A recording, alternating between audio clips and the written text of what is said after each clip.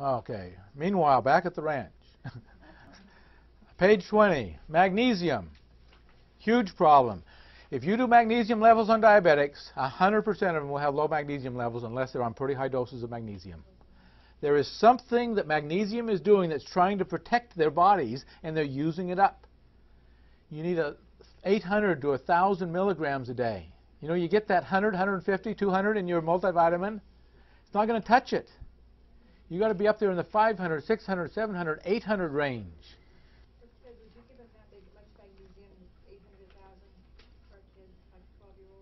Probably not. Probably 500 to be a big dose. If it's too much, they're going to get diarrhea. You'll know. Vitamin C does the same thing. So how do I treat people with constipation? Vitamin C or magnesium? Is that safer than doing all the other things? I think so. Vitamin C is important for diabetics, needed for collagen formation. So diabetics are breaking down their skin, breaking down their joints, breaking down their body because of this glycosylation that's taking place. You need extra vitamin C for the repair process. It improves insulin sensitivity. It's an antioxidant and inhibits the glycosylation of proteins. Isn't that what we've just talked about? Wouldn't it be great if there was a vitamin that inhibited that bond from taking place, glucose to protein? Vitamin C does it. B6 protects against diabetic neuropathy and treats it. Probably inhibits glycosylation. You need pretty good doses. So you take 150, 200 milligrams of B6. What does that mean you got to do with the rest of the B vitamins? You better be on more than minimum of 1.6. You know, you might want to be taking at least 25 milligrams a day of everything else if you're going to push that B6 up to 150, 200 milligrams. Omega-6 oils, some protection against diabetic neuropathy. Omega-3 oils, now this is your fish oils, protect against atherosclerosis, augments insulin secretion, and I think that's what you were talking about earlier for the fish oils. Is it protective? Yeah. And niacinamide is not for type 2 diabetes, but type 1. It actually, if a child has acute onset diabetes, insulin levels drop off the chart, they need insulin, niacinamide will protect that pancreas a little bit longer, and they may produce insulin for a longer period of time. L-carnitine reduces cardiovascular risk. Not much study on it, needs more studies. Testosterone is another one that decreases insulin resistance. So what are the 5 things we've talked about with insulin resistance? Chromium, vanadium, biotin, alpha-lipoic acid, and now testosterone. All those reduce insulin resistance. Exercise improves insulin sensitivity. So now we add that to our list of 5. Throw exercise on top of it. Does a bunch of good things. So, summary. What do I do really when a diabetic comes into the office? Now, we've covered a lot of stuff. Now, this is the Reader's Digest version. If you fell asleep and you wake up now, you've got the whole lecture in one slide. Low-carb diet, 60 to 100 grams a day.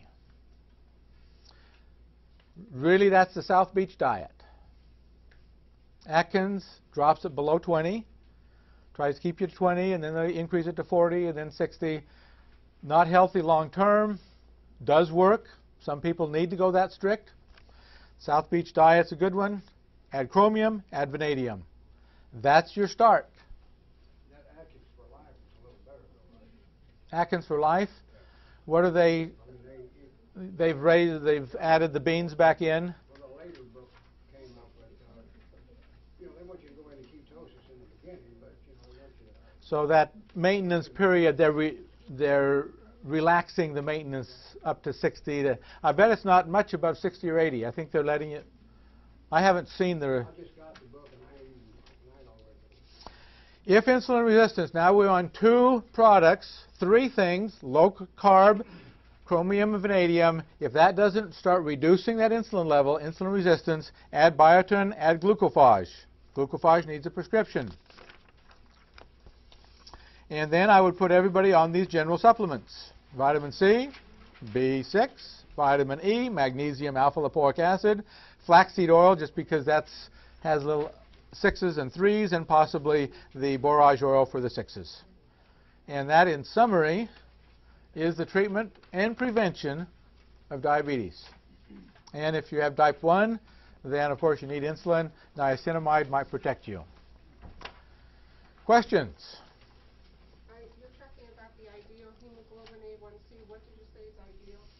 5.5 is ideal. Sometimes the diabetic can't get much below 6. But to be satisfied with 6.5 and 6.8, no, I'm not satisfied with that at all. 5.5 is what I'm shooting for in everybody. Any carbs I eat is complex, no sugar at all, but am I defeating the purpose by eating an apple, a pear, cantaloupe, raw beets, carrots every day? Every day? You just have to see what's happening to their sugar and insulin levels. Is it do you have insulin resistance? No, I'm not diabetic at all. If there's no problem, we should be eating fruit fruit has a lot of, we should be having fruit every day. And what we're talking about here, and so that's one of the problems of giving a lecture on a topic, is sometimes people overgeneralize it. This is diabetics. People with insulin resistance have to be careful of their fruit intake. Those of us that don't have any insulin resistance, fruit is all the sweet we should be taking in. When we talked about sugar before and sugar cravings and all of that, fruit should be all the sweets we ever take in. And once we've been off sugar for a few weeks, those fruits taste sweeter and sweeter. That's all we need. Yep, please. They won't trigger the addiction. If you're addicted and you have an apple, will it trigger it? It usually depends on how close you are to when you got off of it.